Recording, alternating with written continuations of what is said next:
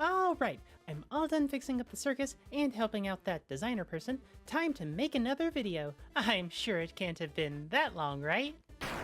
Well, there's no time like the present, as they say.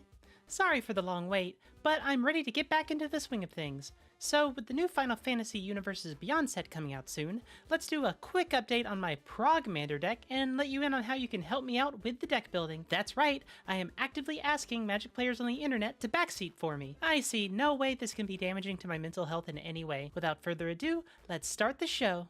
Good evening, darlings and deviants. My name is Lucy and I'm just a little loony. If you're new to the channel, you may not be aware of what Progmander is. Essentially, it's similar to Boxmander. It's a commander variant in which you only use the contents of one box of magic cards, in that you build a deck out of sealed product.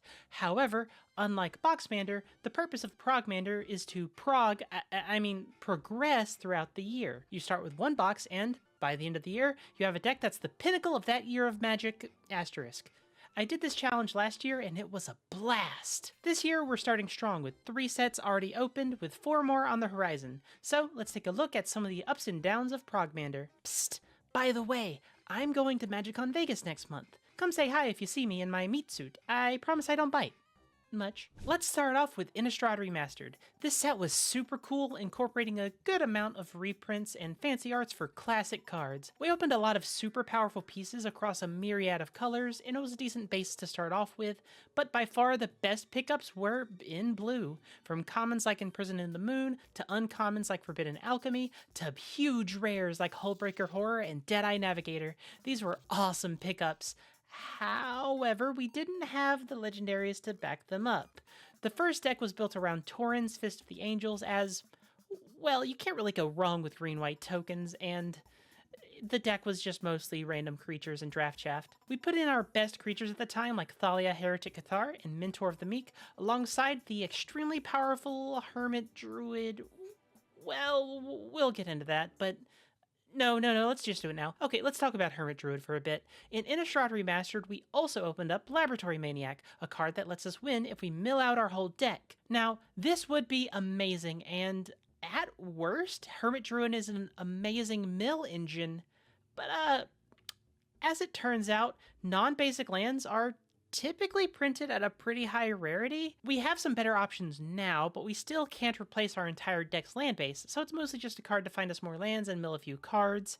And even after doing this now, after Dragonstorm and Aether Drift, it's still not enough to really be a substantial mill engine. Turns out, certain combos only work if you have the other part of the combo. So Innistrad Remastered was visiting an extremely well-loved set that's popular with the player base.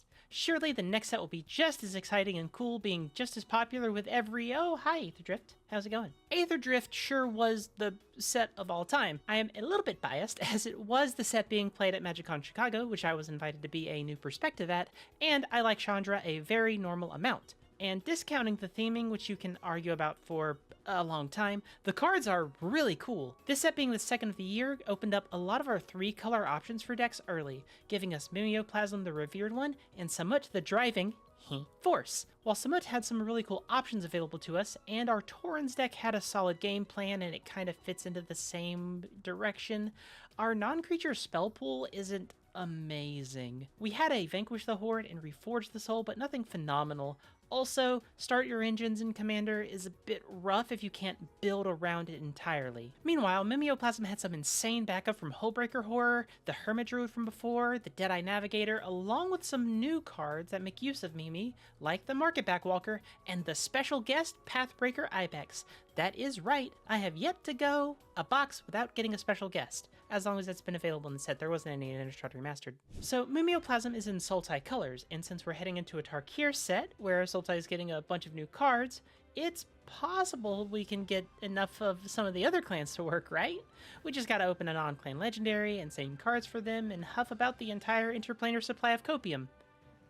Which might have been enough. Funny ha-has aside, I wouldn't have said no initially to playing Zergo or Eshki we opened, because I think they're better commanders for a Progmander deck, being able to be a bit more generically usable in the command zone.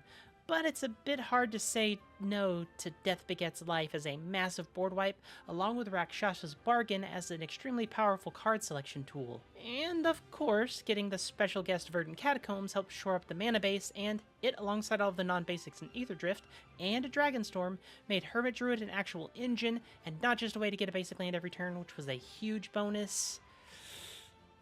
But after a bit of playtesting, I've started to come back into the fold of Eshki and the Temur clans, because she is a proactive commander that we can cast as soon as we have the mana.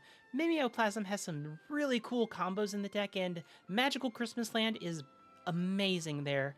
But there's also some stinkers, and if we don't have a decent enough graveyard, we might have to play a 6/6 vanilla, and that's not really good enough to build a whole deck around. While the individual card quality is a bit better for Sultai, Temur has enough solid cards to make up for it, and Eshki on her own can just win games.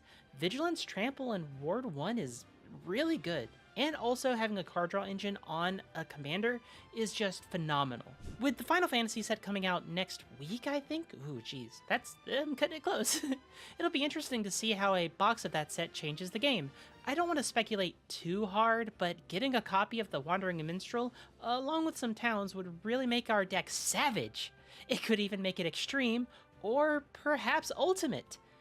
This is really only funny if you play Final Fantasy XIV. Sorry, not sorry. But if you think you have a better deck list for this year, let me know. In the description below, I'll be putting a list of all of the uncommons, rares, and mythics that I opened this year, along with a list of the legendaries. Just assume I have any commons from the sets in question. I'm not putting all those on there. If you think you have something spicy, comment it down below, or at me over on Twitter or Blue Sky. I'll take a look, and if it's cool enough, I'll mention it in the next Progmander video.